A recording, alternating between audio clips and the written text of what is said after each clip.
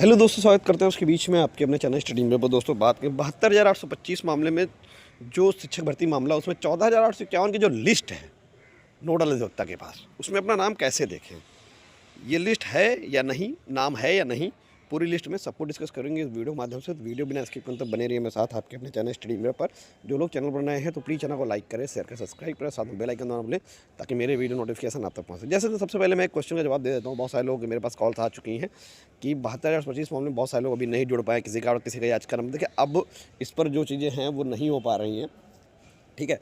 और दूसरी सबसे बड़ी बात है कि लिस्ट को लेकर बहुत सारे लोगों ने क्वेश्चन किया कि सर लिस्ट में मुझे नहीं पता मेरा नाम है या नहीं है। तो जैसा दोस्तों आपको बता दें, ये जो लिस्ट है वो सिर्फ़ और सिर्फ नोडल अधिवक्ता प्रशांत सर के पास है। वो इस लिस्ट का वर्गीकरण कर रहे हैं। आप देख सकते हैं ये 14,851 की लिस्ट देखने को कैसे मिलेगी। न्यायालय ने इस सूची को किसी भी को देने के लिए नहीं कहा है। मतलब ये जो सूची है अभी बन रही है, ये सूची किसी को दी नहीं जा रही है। नोडल अधिवक्ता को सूची का वर्गीकरण, क्लासिफिकेशन करेंगे, लिस्ट का करने के लिए आदेशित किया गया है और यह कार्य उनके द्वारा किया जाएगा। नियमानुसार माननीय न्यायालय प्रस्तुत से पूर्व सूची किसी प्रकार से सार्वजनिक नहीं की जा सकती। मान लीजिए कि एक एग्जाम्पल मैं आपको दे रहा हूँ, मान लीजिए मैंने वो सूची बनाई, तो उस सूची को मैं ही जानता हूँ। जब अगर उस सूची को कि मैं बना रहा हूँ, कोर्ट में डेट लगी 29 तारीख, वहाँ पर क्लासिफिकेशन करके पूरी सूची का लिस्ट का देना है, तो वो सूची तब तक नहीं किसी के पास आ सकती जब तक मैं किसी को नहीं दूंगा।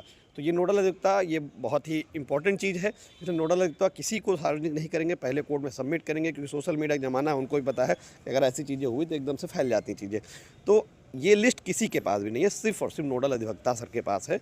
और वो जब लिस्ट कोर्ट में लग जाएगी ऑफिशियल तरीके से, तो फिर वो सबके पास आ जाएगी, क्योंकि फिर वो सारे वकीलों के पास पहुंच जाएगी, सब लोग उसको देख सकते हैं। लेकिन आज की डेट में वो लिस्ट किसी के पास नहीं है। अभी उसका वर्गीकरण हो रहा है, उसका जो उसमें छाँट वाट के, जैसा आपने कहा था, पूरा कैटेगरी वाइज बनाने के लिए, चीज़ें करने के लिए, ठीक है, तो वो नोडल अधिवक्ता साहब कर रहे हैं। इसलिए अभी ये क्वेश्चन ही व्यर्थ है, क्योंकि अभी 29 तारीख की सुनवाई तक उनको पूरा सब करके जमा करना है। तो अभी किसी के पास वो लिस्ट नहीं है, ठीक है। इस 14,000 सूची में कौन कौन शामिल है? तो ऐसे अभ्यर्थी 2017 से पहले किसी भी याचिका में थे और 16 दिसंबर 2025 की मध्यरात याचिका में पूरी याची बन गए हों, निर्धारित प्रारूप पर ईमेल सूचना सही पूर्ण उपलब्ध कराई हो, तो ऐसे अभ्यर्थी सूची का हिस्सा होंगे। यानी कि जो 2017 पहले याची थे और जो लोग 16 दिसंबर 2000 की मध्यरात्रि तक याची बन गए, निर्धारित प्रारूप जो था उस पर ईमेल कर दिया हो, पूर्ण सूचना उपलब्ध करा दी हो, तो ऐसे सभी अभ्यर्थी इस सूची में शामिल होंगे। तो उनको घबराने और परेशान होने की जरूरत नहीं है।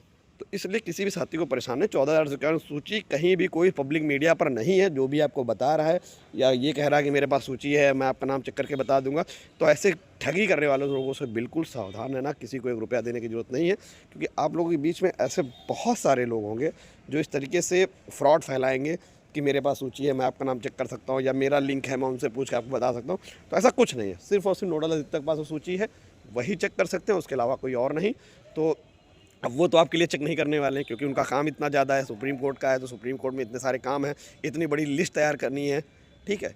तो इसलिए धैर्य रखें, भगवान से दुआ करें, सबका नाम होगा। जो जो लोग वैलिड होंगे, जो जो लोग योग्य होंगे, सबको मिलेगा। Thank you for watching.